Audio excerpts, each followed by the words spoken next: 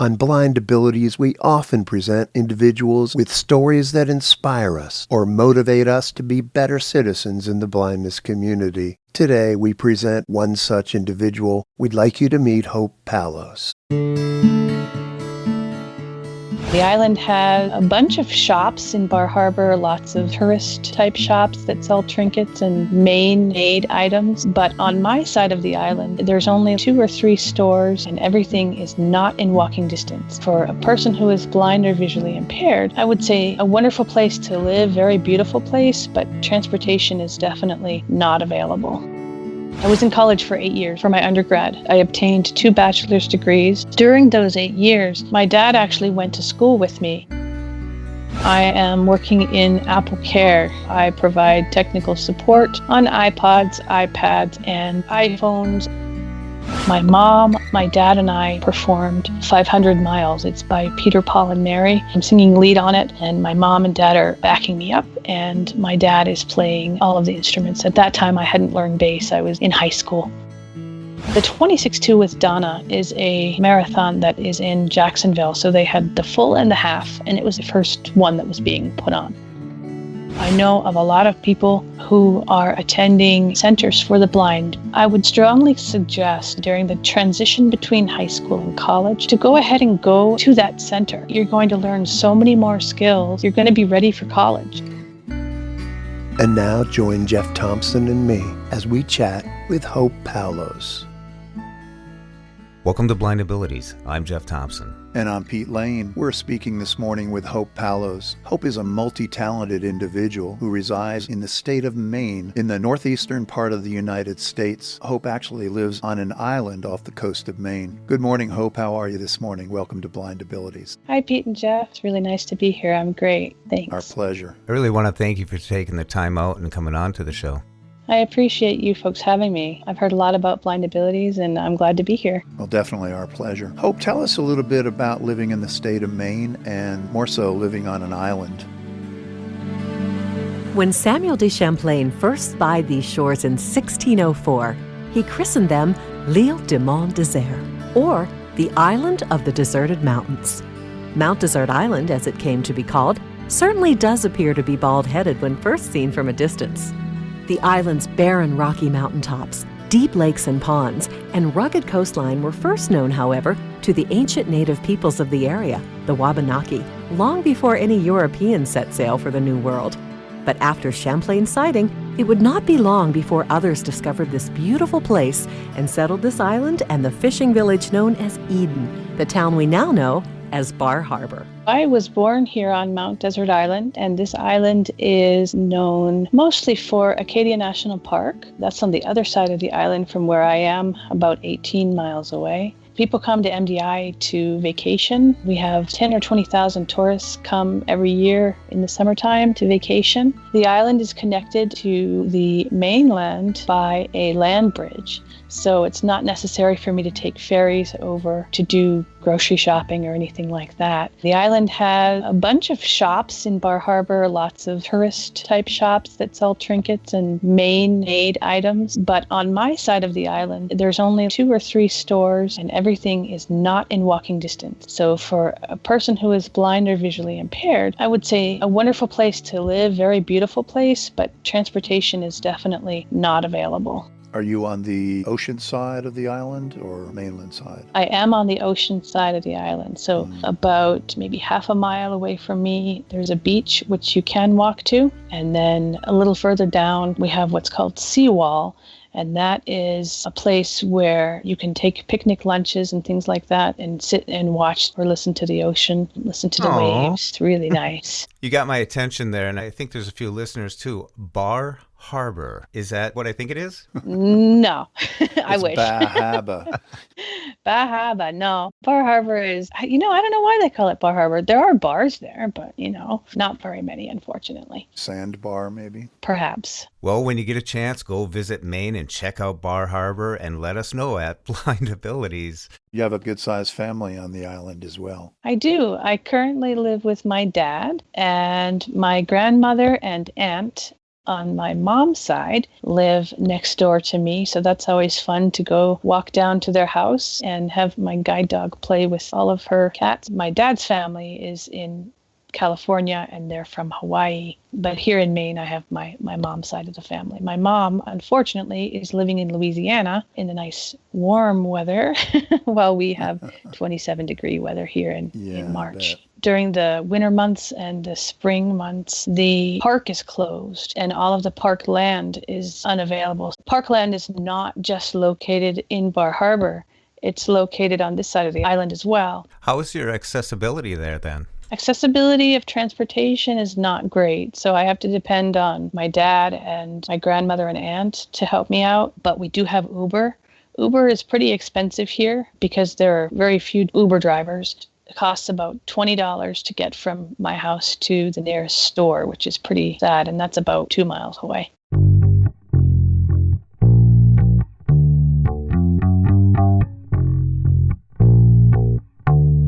Hope, we often ask our guests about your eye condition. Talk a little bit about that, when it occurred. You did mention to us earlier that you suffer from ROP, retinitis of prematurity. Talk about that and how it affected your childhood and your early education. Sure. So when I was born 3 months prematurely. I weighed 1 pound, 6 ounces, and spent approximately 4 months in the hospital in the NICU after birth. At the time of my birth, you're correct, I was diagnosed with retinopathy of prematurity, formerly RLF, which is retrolental fibroplasia. I also had a grade 4 brain bleed and a hole in my heart.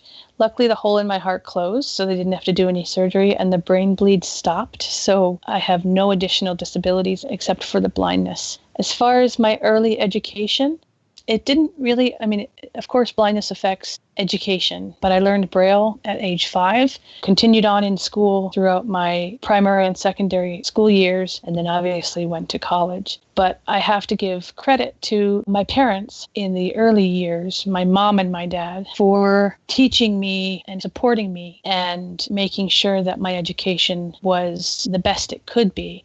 I was included, so I was in public school, so they used to call it mainstreaming, but I believe they use inclusion now. And I was mainstreamed for all of my education, except for one summer in 1993, where I attended Perkins School for the Blind to get more assistance with math. Other than that, I was mainstreamed all my life. So your parents were very involving. They got you involved. They gave you chores. Did you have to take out the garbage? Of course. Everybody had, yeah, unfortunately. Well, that's great. That's very important that they include you and don't exclude you from, the everyday task. My parents saw other individuals who are blind and visually impaired that were my age. I had a lot of hospital trips, went to Boston Ioneer Infirmary lots of times for surgeries on my eyes. They saw people who were blind and visually impaired that were my age, and they wanted me to be, in quotes, as normal, unquote, as possible, because they know that the normalcy will increase my employment, socialization with other people. They just wanted me to be like a sighted person because we do live in the sighted world. So they wanted me to gain those skills that every other sighted child, teenager, and adult have. That's a great message to go out there, because parents, typically when they have a child who is born with a visual impairment or vision loss, they become the first advocate.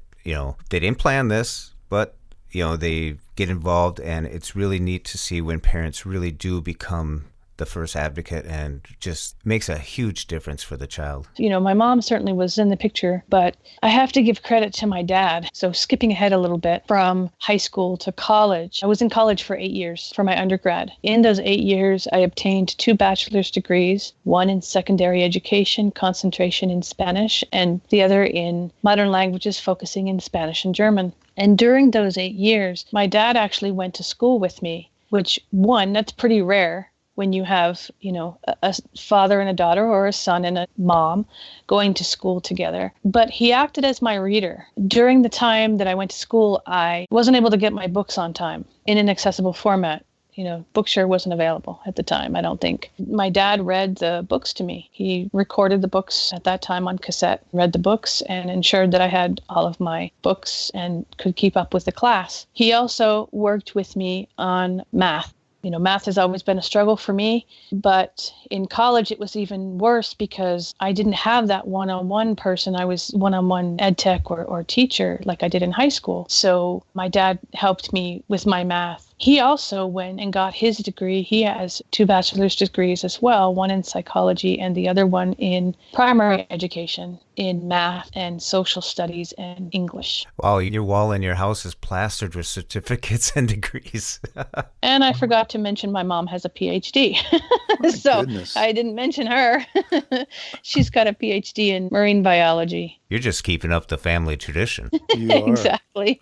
How do you use your bachelor's? Unfortunately, I don't. And this is another message that I would love to be able to get out to your listeners. I don't use my bachelor's. I don't believe that it would be wise for me to become hired as a teacher unless it was a teacher for the blind and visually impaired, kind of like what you did, Jeff, in Blind Inc., working for a center for the blind and visually impaired.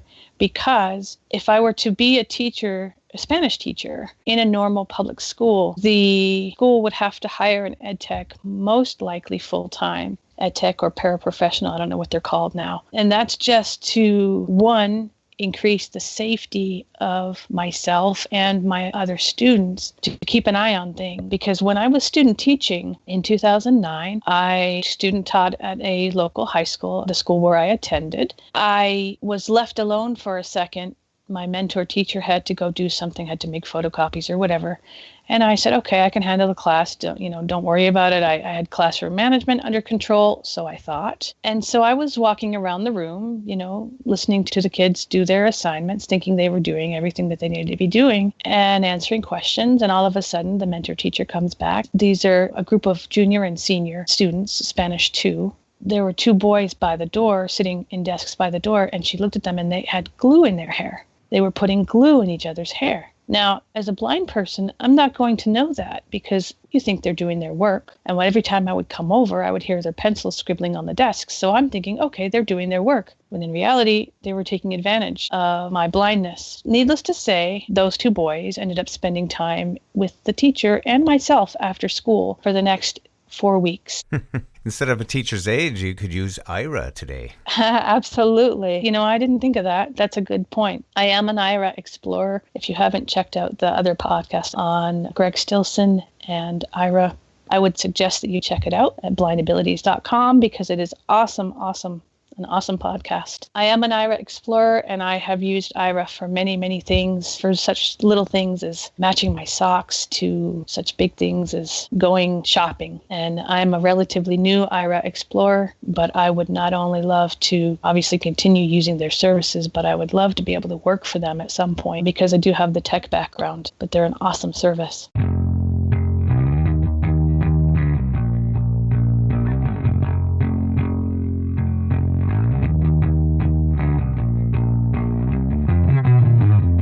Well, let's segue on that note over to your current employment. You are currently working with Apple, are you not? I am. I am working in Apple Care. I provide technical support on iPods, iPads, iPhones. That is to the sighted population. As much as I'd like to work at the accessibility answer desk for Apple, I haven't gotten there yet, but hopefully I'll be able to get there soon. Is that tough to get to? Is that something to which you have to work your way up to it, that kind of thing? It is. So most of the time, the people that you talk to when you call the accessibility line are Tier 2 advisors. Tier 2 advisors are the people that deal with complaints and things like that and help with, in my case, angry customers. So I would refer to a Tier 2 if I had an angry customer on the line. And unfortunately, as much as I know about tech, I'm not a Tier 2 advisor. I'm a Tier 1. So I'm the first point of contact that you would get when you call the regular Apple line. I'm one of many, many advisors that you would get. I have a question. So sighted people have problems with technology? Yes, they do. Many, many, many problems. Breaking news, right? Yeah, right. You work from home then? I do. I take hundreds of calls daily. I can tell you that the calls go pretty quickly. I would say I have 8 to 10 seconds between calls. It's very, very fast paced, but it's a lot of fun. I'm hoping at some point to get into my field, which is assistive technology. I talked a little bit about my bachelor's degrees, but I didn't yet mention the other certificates that I have. I have 2 graduate level certificates or master's level certificates, one in assistive technology, and that is not only learning assistive technology itself, but being able to assess individuals who are getting assistive technology or who maybe want assistive technology. I can assess them to see which AT works best for them. And the other graduate certificate is in tech support, perfect for my Apple job, right? But it's basically learning how to deal with customers, how to deal with irate customers, and the process of troubleshooting. Do you smile before you pick up the phone? I take a very deep breath and kind of wonder what's going to happen when I pick up that phone. Yeah. Unfortunately, I'm going in, exactly. Unfortunately, the way that my system is, it's auto answer. If I put myself in the state that I need to be in to get calls, I better be ready. I better not be taking a drink of soda or water or something, because you only have I think you have 8 seconds between the time that you put yourself in that state and the time that you get the call. So you better be on. You better be on point. Talk a little bit, Hope, about how you got your job with Apple. What was that process like? It honestly wasn't that hard. So I looked online and saw the job available. I applied and said, okay, I'm going to do this. So I've had 2 jobs, basically. One was in iTunes, and that's the first job that I applied for. The test was a bit difficult because it was online. It was a typing test. Now, as a blind and visually impaired person, I normally use talking typer to determine my typing accuracy. But here, somebody had to read what was in the little box, and I had to type. So it was a matter of reading and typing, and so it was slower. So they came back and they said, well, you didn't get a very good score in your typing test. I said, look, I type 100 words a minute. They go, well, can you prove it? And I'm like, sure, here you go. So I sent them the talking typer transcript of a full keyboard lesson. And sure enough, it said I typed 100 words a minute. That was one hurdle I had to jump through. The other hurdle I had to jump through was inaccessibility of the proprietary program that is used to train individuals after they got their job. So continuing education, I guess, is what it would be called. I've been working with the accessibility team on the development team on that, and it's still coming along very slowly. But to be able to make that more accessible for blind and visually impaired people is really important. That's impressive, Hope. You also worked for a time for VFO. Talk about that a little bit. Absolutely. So if it wasn't for VFO and the Carroll Center and Bureau of Internet Accessibility, those 3 companies, I wouldn't be able to assist with the accessibility of the Apple program. I worked for about 2 years and 3 months for VFO. In the beginning, I did some tech support and got a chance to work with some really, really nice people down in Florida. They gave me some training, and I went down there and worked a bit in tech support and learned a great deal. And then after that, they hired me on an accessibility specialist. So I got to work in the training department, doing both training on JAWS for both sighted and blind people. And then I also did some accessibility work, WCAG or 508 compliance on some of their customers' websites. And I did that both for VFO, for the Carroll Center. I'm currently doing that as well. I also did it for Bureau of Internet Accessibility, which is a company out of Rhode Island that provides 508 compliance to customers and organizations. So you are versed in website administration? I am. I have the WCAG experience, and I also have an HTML certification. So yeah, I'm versed in both of those areas. For folks who are not familiar with the Carroll Center, talk about what they do. Sure. The Carroll Center is in Newton, Massachusetts, and they have a lot of different programs. They provide programs for children. They have TVI services, and they also have several programs for adults. The one that I was closely involved with, and still am as far as remote work, is the technology program. A lot of you probably know the name Brian Charlson. He's the director of assistive technology at the Carroll Center. Basically, the technology program teaches, obviously, assistive technology to people who are in, I think they have 3 different programs. They have an employment program, they have an independent living program, and they have a college success program, transition to college, I think that's what it's called. And that particular program is basically a summer program for juniors and seniors in high school to be able to go to classes, and they live right there at the Carroll Center. And they spend, I think it's 4 to 6 weeks at the Carroll Center, and they take college classes at Wheelock College, I think, and learn all kinds of different skills that they're going to need when they attend college. So it could be something as simple as, well, as I say simple, assistive technology, learning to write papers, learning to do research, course management systems like Blackboard and Moodle. Or it could be something as complex to them, maybe as orientation and mobility skills, learning how to navigate a campus, learning to get public transportation to and from the Carroll Center. And they also get to take a course, and that course is credited, so they receive the credits even before they go to college. Now, Perkins School for the Blind is also doing a college program, and I feel I have to mention that because their program is 9 months.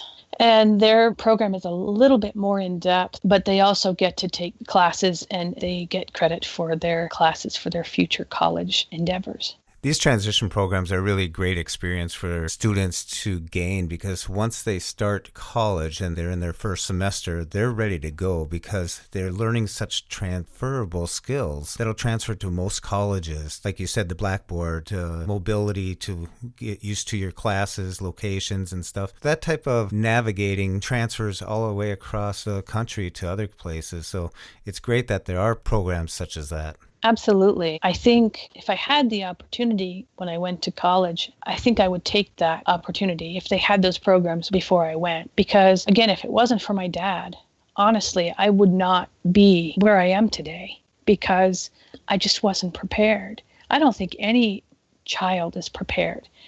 I have a cousin right now who is sighted. I'm the only blind person in my family, but my cousin is in his freshman year of college. And last Thanksgiving, I said, hey, how do you like your first year of college? And he said, I hate it. I said, well, why do you hate it? He goes, because they give me so much homework. He goes, I wasn't prepared in high school. So I think these transition programs are not just beneficial for blind and visually impaired people, but for everyone, sighted people alike. Nobody is prepared for college. They come out of high school and they're not prepared.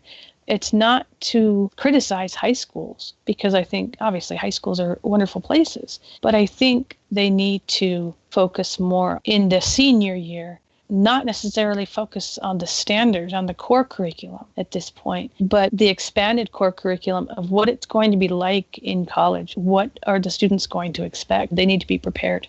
Like you mentioned, you won't be able to bring your one-on-one district teacher with you. You won't be able to have that type of camaraderie because when you get into a college, you turn into, like Waldo, find Waldo. You're lost in the crowd and you have to develop your own relationship with your Students with Disabilities office and how to make sure that you get your books on. You said you weren't getting your books on time, so you had to improvise, So there's all these little hurdles, all these little steps along the way that you have to solidify at least by the second semester so you have a system, a style, and, so you can succeed. Because even then, when you bridge from college to the workplace, you can't bring the disabilities office with you either. So you're going to have to start to develop skills to get access to everything yourself and rely on yourself to succeed. Absolutely. Improvise is a key term. I remember a conversation that Jeff and I had a few months ago with Sassy Outwater, who is the director of the MABV organization, Massachusetts Association for the Blind and Visually Impaired. And she had an excellent description of how blind applicants for jobs, for employment, can actually draw on those skills to make themselves more marketable for a prospective employer. When you walk in for a job interview, because you have lived day to day as a person with blindness or low vision, you have learned a variety of coping skills. You've learned to be innovative, you've learned to be flexible, diplomatic, a good ambassador and public speaker probably, as you've had to teach people how to work with you. You've learned to be creative, you've learned to problem solve, and most of all, you've learned to be an innovative problem solver and thinker about out-of-the-box situations. And those are all job skills that are highly sought after. So when you walk in, you are really the leader in that interview. You are the one who knows you and your disability best. That's an excellent word, Jeffrey, to improvise pretty much throughout our entire lives. Hope, I understand that you applied for a position working for the Perkins School for the Blind. Why don't we talk a little bit about that? Sure. I have applied. I've applied for the newly vacated position of National Deafblind Equipment Program Manager, and that is a job that Jerry Barrier has vacated. I don't know if he's a listener, but I'd like to give congratulations to him. He just got a job as Director of Assistive Technology, so kudos to him. The National Deafblind Equipment Program Manager position is a position that works out of Massachusetts, obviously at the Perkins School for the Blind, and it's FCC funded. It's the I Can Connect program. So basically it works with deafblind adults who are wanting to be connected with the world, the social media world. So it provides phones and hearing devices, braille displays, and note takers for them to be able to communicate with their family and friends and to be able to live as full a life as possible. We think about how it would be when we are blind. We experience enough challenges, right? Being a blind person. When you have the dual sensory loss, it's extremely difficult. I think of Helen Keller. There was a YouTube clip. She's sitting in the room and she's reading her braille book and she doesn't see anything and she doesn't hear anything. But when her friend walks in the room, she knows that the friend is there, the lightest of footsteps, because she can feel the vibration. It's extremely challenging being deafblind. I have some experience with the challenges that they face. Certainly not, I have no hearing loss, but my cousin is profoundly deaf. She has no oral training, so she is not able to speak aloud using her voice. She communicates via sign language, and for the longest time I wasn't able to communicate with her, and it was sort of just a sad world. I wanted to be able to communicate with her so badly, and she knows this, but I was quite afraid of her because, again, having that lack of communication. As of 5 or 6 years ago, she taught me some sign, and now I'm able to communicate with her like any normal person would communicate. We're able to have conversations. Of course, technology has played a big role in that as well.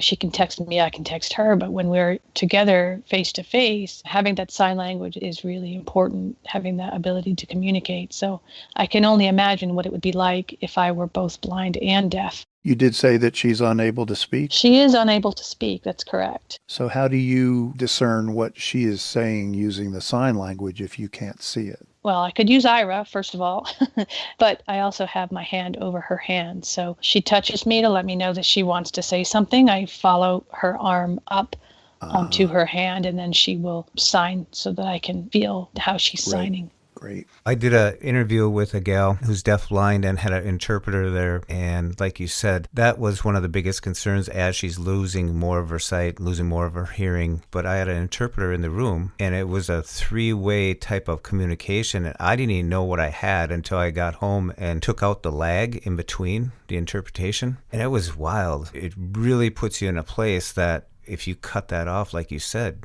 to be able to sense or feel the footsteps through just feeling it. Wow, quite a concept. Absolutely. It's got to be tough. Again, I'm not the type of person to have pity on people. I have a friend who is deafblind, and she is able to speak. She's in Louisiana. Her name is Roxy. She is deafblind, and like I said, she's able to speak. And the way that she communicates is obviously through sign. She has interpreters, but she also is able to use a keyboard. So basically, she uses her braille display. She hands a Bluetooth keyboard to whoever she's speaking with. They type the message and she's able to speak her response. But she was orally trained, and you would never know if she didn't tell me that she was deafblind because her speech is extremely clear. Wow. Talk about Project Starfish. Sure. Project Starfish has given me a lot of skills as well. Honestly, I don't think that I would be able to be on this podcast if I hadn't been with them. Not that Project Starfish is a prerequisite to come onto the flight. No. Nazreen Buddha is the CEO of Project Starfish, and she is from Canada, and I believe you folks had her on at one point. Mm-hmm. So Project Starfish is an employment platform, and they provide skills, readiness skills for individuals who are blind and visually impaired. So basically learning how to write resumes, learning all about Excel, interviewing techniques. At the time, I was director of assistive technology, so I was able to assist in the training of AT. So people were using JAWS, there were Mac users, there were Zoom text users, there were people that used wheelchair quadriplegics. So I had trained on switches and all that sort of things. It was wonderful. It was all over the world. It was global. And unfortunately, the reason that I had to leave was because I was being stretched so thin. At the time, I worked for VFO, and I had to leave because I couldn't do it. I was being asked, to do so much for Project Starfish and VFO. Actually, no, you know what? I think I was in Apple. So I worked for Apple while I was working with Project Starfish, and I was stretched really, really thin. But I love the people. The founder, Subhashish Acharya, is from Boston. For short, you can call him Subs. It's a lot easier. He's a wonderful, wonderful person and has a great mission to be able to provide assistance to people who are blind and visually impaired, getting those skills. Again, it's all about skills when you're talking about employment. If you don't have the skills, the blindness is one hindrance. Unfortunately, there are so many stereotypes about, blind and visually impaired people and disabled people in general in the workplace. We really need to try to break down those barriers. But another hindrance is skills. If you don't have the skills necessary for the job, then it's going to hurt even more. So I really, really emphasize that however you can get those skills, please try to do so.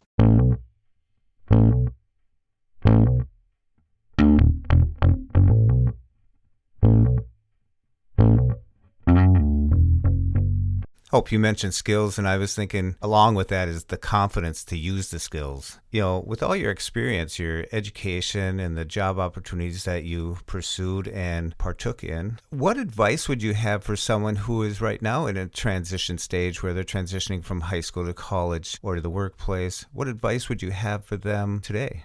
I would suggest studying all you can about what you want to do, what major you want to take in college.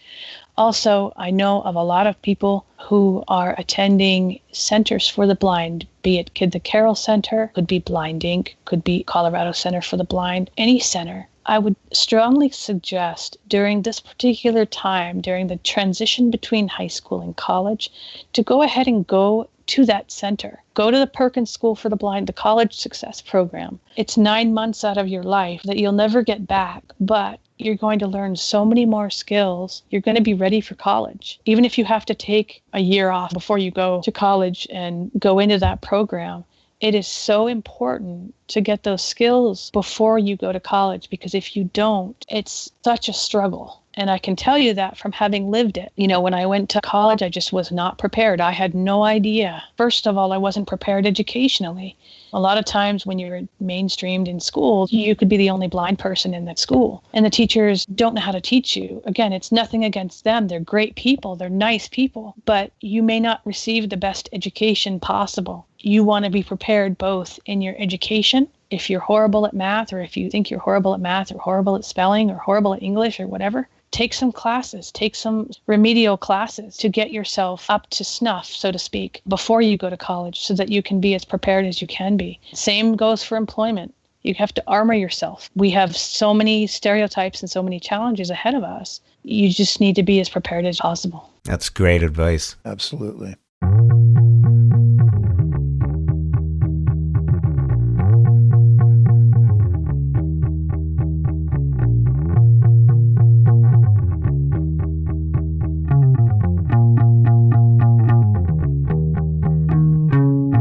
We're speaking with Hope Paulos. As I mentioned in the introduction, Hope is a multi-talented individual. I think now our listeners are actually hearing that.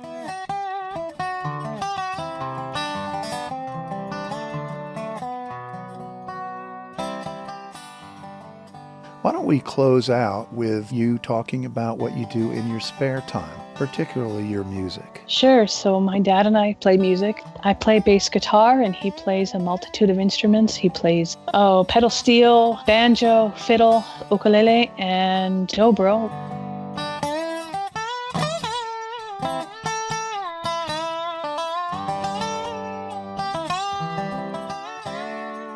Ukulele and dobro are Hawaiian instruments. We play together around the house for fun. Sometimes we play out. And my guide dog also goes on stage with me as well. He's a German Shepherd from Fidelco Guide Dog Foundation in Bloomfield. They're an in-home training school, which is kind of neat. But he was trained by a musician. So his first trainer was a woman, and she knew that I wanted a dog that was able to be on stage. So she handed him over to a friend of mine that works at Fidelco, and he's a musician. So he took the dog up on stage and got him ready for being a music dog. And we say that he's Sammy the Wonder Dog, and he's our sound manager. He goes up on stage with us and sleeps on the loudest part of the stage. If we have a 4-piece band, he sleeps by the drummer, by the bass drum, the loudest drum there. And if we don't have a 4-piece, if we're in a 3-piece or a duo, he sleeps by my bass amplifier, which is, again, the loudest part of the stage. He curls up in a ball and goes to sleep. He's a perfect dog for stage. I just learned something. You said the dobro originated in Hawaii. I always thought it was a country instrument, the hills of West Virginia or something like that. Yeah, I think it's a Hawaiian instrument. It's created by the Dopera brothers. My mom, my dad, and I performed called 500 Miles. It's by Peter, Paul, and Mary. I'm singing lead on it, and my mom and dad are backing me up, and my dad is playing all of the instruments. At that time, I hadn't learned bass. I was in high school. Lord, I'm one, Lord, I'm two, Lord, I'm three, Lord, I'm four, Lord, I'm 500 miles from my home. 500 miles, 500 miles, 500 miles, 500 miles. I've been singing since age 3, but this one was performed in high school. That's a remarkable song, and there's a guy that worked for RCA. His name was Don Bowman, and he always did a twist on songs, and he sang a song called 500 Miles the Wrong Way. So it's the same song, but he changed it up a little bit. If you miss the train, I'm on. Yeah. That is a great song. I have one question for you. What would you suggest for technology, PC or Mac, to a transition age student? I would say... Apple is listening. Yeah, I know. It's okay. I'm going to say a Mac because you can put Windows on the Mac. You can have the best of both worlds with Boot Camp. The Mac that I have, not for work, but for personal use, I have a PC and a Mac. The Mac is so light. I can't believe how light it is. The MacBook Air, and it's the 2013 edition. So it's not, it's older, but it's so light. And stable. And stable, absolutely. Rumors out there now, by the way, of a new, lower-priced MacBook Air. It would be very nice to see that. Oh, wow. I'd like to get my hands on that. I always check out the keyboard. I didn't like the latest iteration that they have. The travel of the keys are just so light. I like a little bit of travel myself, but that's personal for me, And they're off, ladies and gentlemen, the 26.2 with Donna. You ran in a half marathon. Talk a little bit about that, Hope, and tell us also how you were able to train as a blind runner. Sure. So it took a lot of training. Again, I ran that with my dad. The 26.2 with Donna is a marathon that is in Jacksonville. So they had the full and the half, and it was the first one that was being put on. This particular marathon was for people who wanted to help individuals with breast cancer. It provided funds for centers for breast cancer, like for the research, and it provided funds for people that needed treatment. They actually gave the money to the individual. And it was summer, I believe. This year it was, being in Jacksonville, I'm aware of it and follow it. This year it was last month in February, which is a little cooler for the runners. You're right. Yeah. Yep. It was in February, the time that I ran. I remember it wasn't hot. So that Maine weather isn't conducive in February? No. Get the snowshoes out. I enjoyed the Florida weather in February. But this particular marathon, I ran the half with my dad, and it took me, about a year and a half to train, because at the time I didn't really know how to run. Again, as a blind person, I don't see people running. Normally when you are sighted, you say, okay, I'm going to run, and you can look at their form, you can see how they run. As a blind person, I didn't have that ability, so I did most of my training on the treadmill in the winter here in Maine, and then sometimes my dad and I would go on the track at school because we were studying at the time as well. I remember my dad, when I would take classes, and he had time off between his own, he would run and then he'd come back and grab me and then we would run together. I had my hand on his arm all the time. A lot of people run with tethers. We tried that once and I didn't feel comfortable. Like I felt like a pinball going back and forth, back and forth. Because again, with the blindness, if you don't have a focus point, reference, right. With vision, you have a focus point. So you can walk in a straight line, but when I'm running, I felt like I was like bumping into Dad, and then I would go to the end of the tether, and then I'd run back and bump into Dad again. He goes, we can't do this anymore. He says, you're going to have to do sighted guide. So I did, and that worked fine. He had a band, one of those arm bands that you put a media player in, like an iPhone or an iPod, and he put that on his arm, not because he wanted to put a media player in it, but because just so that it wouldn't chafe when I would run. So we ran 13.1 miles like that. The neat thing is that we had shirts on, running shirts, and on the backs of our shirts, we had a name for each person that we would run for that either survived or passed away from cancer, our family. And it was really cool because we'd say, okay, we're going to run this mile for Papa John or, my grandfather, or we're going to run this mile for Aunt Clara, and while we ran, we would reminisce about that particular person. So we would talk about, tell stories about that person. And it was really, really powerful. Well, thousands of athletes will be making their way to Jacksonville Beach this weekend from all over the world. That's right. They'll be coming, of course, for the 26.2 with Donna Marathon. First Coast News' Lindsay Boach is live this morning with more, and you got the expo going on out there in just a few minutes. Yeah, good morning, guys. The expo actually starts at noon today, so things are just getting set up here. There's a lot going on. There's going to be a lot going on this weekend, and we have Donna Deegan in with us this morning. Thank you for joining us.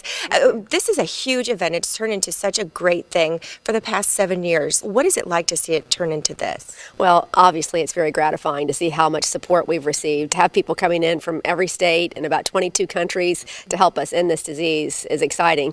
And this is where it starts today. People start coming in here around noon to pick up their race packets and hopefully to shop a little bit. What is it like to have all of this support? Because you said every state and 22 countries. What is that like? Well, it's amazing. It's something that, we've worked very hard to put together. We're the only marathon in the country that dedicates 100% of its proceeds to trying to end this disease for groundbreaking research. And it's been fun to follow what the researchers have done. I mean, they're literally, pulling that thread that unravels the genes that cause breast cancer. And that's so exciting to me as a breast cancer survivor and somebody who has a daughter.